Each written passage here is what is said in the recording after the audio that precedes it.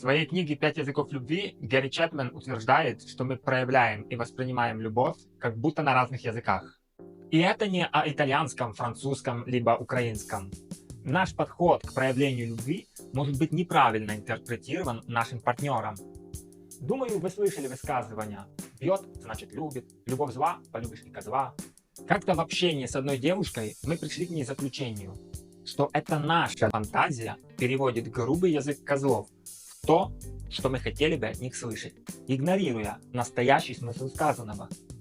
Живя в Италии и путешествуя по миру, прежде чем начать диалог, я пытаюсь выяснить, на каком языке нам будет удобнее всего общаться с собеседником. Однажды было такое, что я полчаса провел в общении с женщиной на неродном нам английском, а в конце диалога мы поняли, что оба с Италии и прекрасно разговариваем на итальянском. Какой из любовных языков Чепмена больше всего подходит вам? Или вы, как и я, полиглот?